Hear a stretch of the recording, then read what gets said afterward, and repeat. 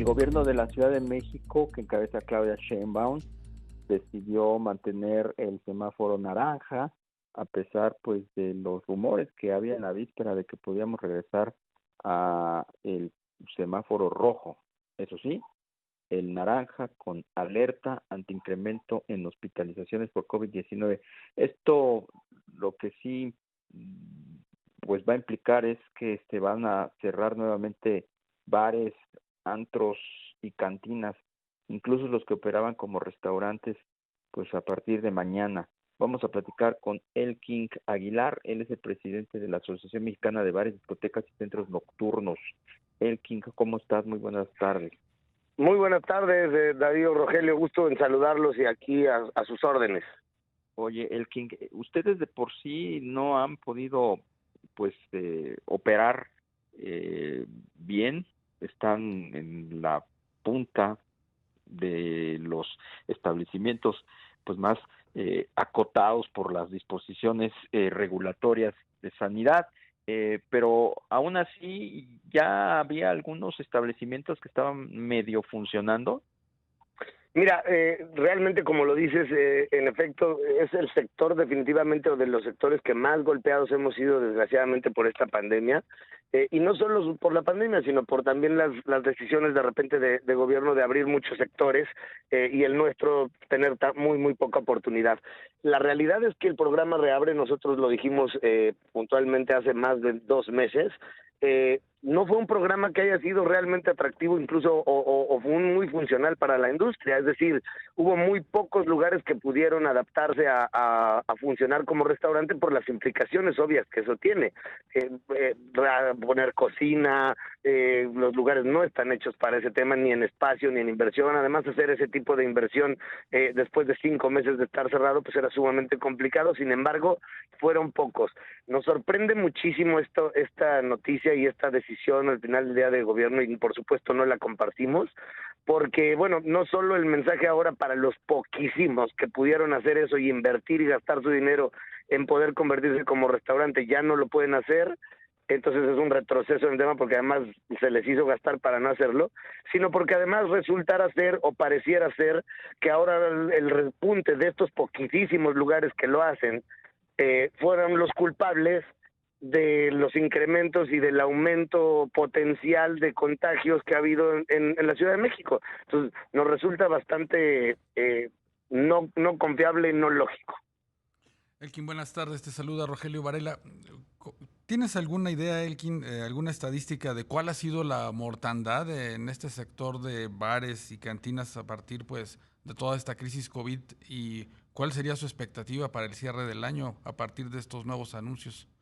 Claro, la cifra como tal de mortandad no la tenemos porque, a ver, insisto, son muy pocos los que pudieron hacer obviamente esta migración. Hablo de no más de oficialmente, o sea, independientemente que muchos se hayan registrado porque lo intentaron hacer, la realidad es que muchos al final del día ni lo pudieron hacer o terminaron de dejarlo hacer porque los horarios tampoco lo ayudaban. Es decir, la gente no prefería ir a un bar a comer que a cualquiera de sus restaurantes obviamente preferidos y que están específicamente a comer. Entonces fue muy poco y la realidad es que no hay medición en ese sentido.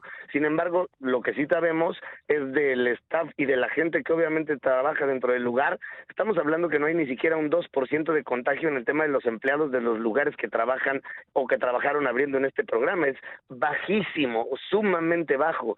¿Cuál es la expectativa que tenemos obviamente para fin de año? Dependerá mucho de lo que vemos es que definitivamente pues cada vez es más la presión para el sector y no hay ningún tipo de apoyo ni ayuda más que restricciones, más que prevención, más que prohibiciones, más que siempre estar acotando y al final del día más bloqueando al gremio. Tenemos en base a este anuncio una reunión del Consejo Directivo el día de mañana junto con otras cámaras y asociaciones también a nivel nacional de los diferentes estados y también de grupos de DJs, de meseros, de bartenders y de empresarios de eventos y bodas, banquetes y demás, para tomar una postura y poder tener una postura de qué es lo que nosotros vamos a hacer de aquí también a que cierre el año, porque definitivamente pues esto terminó de ponernos la puntilla. Híjole, Elkin, es que de veras a ustedes les tocó bailar con la más fea. A ver, Sí, definitivamente. ¿cómo pueden? O sea, yo no me pongo del lado de las autoridades, pero Claro, explícame cómo un antro, una sí. cantina puede operar en un ambiente pues de crisis sanitaria. Sí, Está muy totalmente. complicado, ¿no? De la O sea, misma ¿qué manera. qué alternativas podría haber? Ni modo que la gente esté con cubrebocas en una cantina o en un antro Claro, a deshoras de la noche, ¿no? O sea, es claro. complicado. Sí, entendemos el punto, pero a ver, para eso trabajamos mucho, Rogelio, Darío.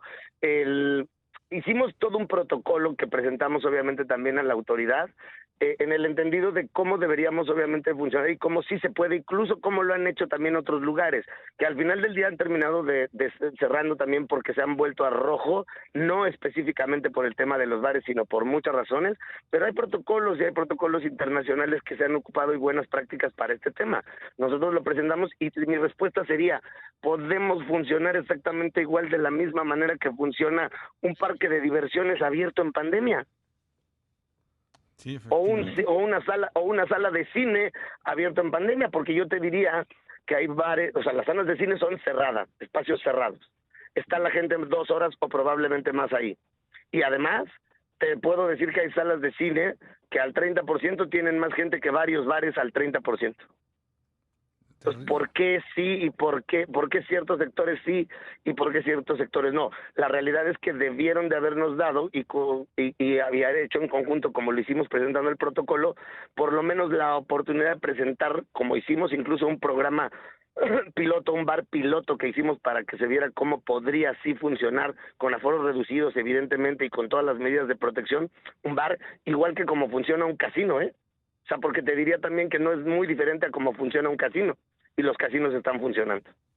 Mira. Efectivamente, Elkin. ¿Y cuántos empleos de marzo a la fecha se habrán perdido en el sector de bares y centros nocturnos? Al día de hoy ya llevamos en el oro de los 120,000 empleos directos que genera la industria en la Ciudad de México y área metropolitana, al día de hoy ya van el 30% perdidos, es decir, estamos hablando de 38,000 empleos perdidos. Y si de aquí a fin de año, nosotros lo expusimos en la conferencia hace 2 meses, si de aquí a fin de año no teníamos claridad y no tenemos el tema, estamos hablando de aproximadamente el 60% de los lugares y por supuesto de los empleos, tanto directos como indirectos, que se van a perder y ya no va a haber manera de recuperarlos. Híjole, pues qué escenario tan tétrico el que nos narras, Elkin Aguilar, presidente de la Asociación Mexicana de Bares, Discotecas y Centros Nocturnos. Muchísimas gracias por lo pronto por la entrevista. Seguiremos en contacto si me lo permite. No, al contrario, gracias a ustedes quedamos a la orden y ojalá podamos llegar a poder, insisto, de alguna u otra manera salvar estas fuentes de empleo. Ya no es un tema de negocio solamente, es un tema de fuentes de empleo. Sí, caray. Muchas gracias, Bueno, Darío, Rogelio, les agradezco y quedo a sus órdenes. Saludos a su auditorio. igualmente, Elkin, muy buenas tardes.